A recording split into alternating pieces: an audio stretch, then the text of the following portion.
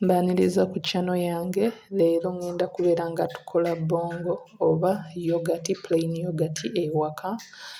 Ngeri gy'osobola okubeera ng'omukola nga tokozesezza oven, tokozesezza kitchen thermometer, nga like omukola mu ngeri ennyangu omuntu yenna gy'osobola okubeera nga okolamu yogurt ewaka. Bwe guba gwe mulundi gw'okusasa ku channel yange nkwaniriza teweerabira kubeera ng'osubscribinga, likinga video and leave a comment below. So funa ebikopo by'amata 2 oba osobola okubeera ng'okozesa ekipimo ekisukkaawo, but amata gano geetaaga okubeera nga tegali diluted, tegaliimu mazzi.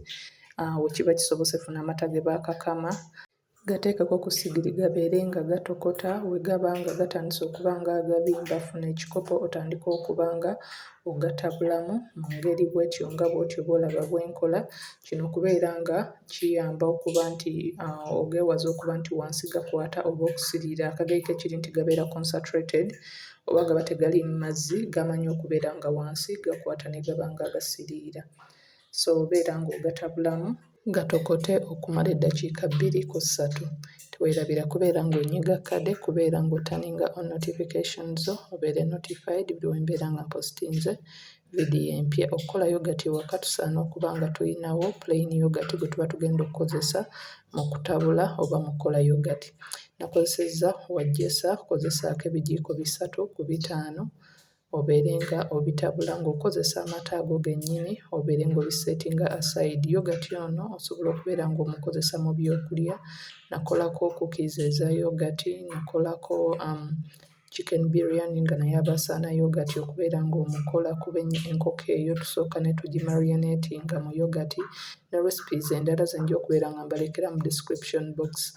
Oluvannyuma amata gano osobola okubeera ng'ogatransferringa mu ntamu oba mu container ennungi, obeere nga container eno erina okubeera ng'esobola okuba nga retaininga heat bulungi, like okubeera ng'amata gano gasigala gakyaliwo oba nga gasigala gakyayokya okusobozesa ezo bacteria okubeera nti zisobola okuba nti zifoominga yogurt. Tandika okubeera nga ogawozaawoza gabeere nga agakuulingamu, naye tetugenda kubeera nga tugalinda kubeera nga gawolera ddala kuba tetwetaaga kuba nga gawoze. Then making sure nti engalo zo zitukula, obeere nga insertinga in olugalo lwo luno lumu okubeera nti owuliriza temperature entuufu kwe tulina okubeera nga tu-addingiramu yogurt oli okuba nti tukola yogurt. Bala okuva ku 1 paka ku 10. Nti singa omukono gwo guno guba tosobodde kuba ng'oguggyamu n'osobola okubala okuva ku 1 paka ku 10, kiba kitegeeza nti tuli ku temperature entuufu gye tulina okubeera nga tukolerako yogurt. Then tandika okubeera ng'otabula yogurt oli gwe twafunye oba gwe twakoze.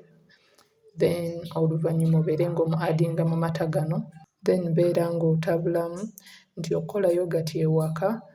Trick eri mu kumanya ddi w'olina okubeera ng'o-addinga in yogurt oli gwe wakozesezza oba plain yogurt gwe watabudde mu mata gano, nti temperature nkulu nnyo okubeera nti ofoominga oba okola yogurt ewaka. Nti singa temperature eba ebulankanye oba n'obeera nga togikwasizza oba obadde tolina kitchen thermometer, kiba kitegeeza nti togenda kubeera ng'ofuna yogurt gwe weetaaga.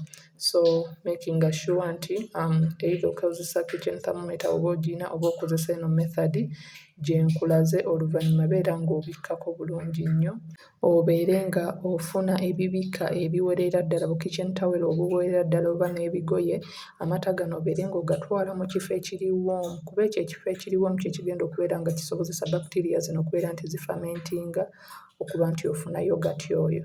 So natadde mu kifo kye nabadde nsuubira nti kye kisobola okubeera nga kinaasobola okubeera nga kikontaininga temperature, but tekyakoze results ennungi ze nabadde neetaaga. So making sure nti obikkira ddala n'engoye eziwera okumala essaawa 8 ku 10. Oba osobola okubeera ng'omukola ekiro, then obeera ng'omukyekingako ku makya oba olunaku lw'enkeera. So yogurt waffe yabadde already amaze okutandika okuba nga afoominga bulungi nnyo, newankubadde teyavuddeyo ng'ali so thick nga bwe nabadde mwetaaga oba bwe nabadde musuubira, but kino kyavudde ku kuba nti saabisse kimala mata gano kubeera nti nsobozesa bacteria ziri kubanga zifamentinga, zisobola okubeera nga zikola yogurt ono. Oluvannyuma beera ng'omuteeka mu fridge nti ono plain yogurt osobola okubeera nga omukozesa okumala weeks 2 nti singa oba obadde oyagala okubeera nga okola yogurt omulala kwono yennyini owa plain obeera nga oterekakokko ekitundu n'oggyako ejjiiko nga 5 n'obeera ng'ozitereka okubeera nti ozikozesa mudda ng'oyagala okubeera nga okola yogurt. Twerabira kubeera ng'osubscribinga, likinga video, leave a comment below. Until next time, thanks for watching.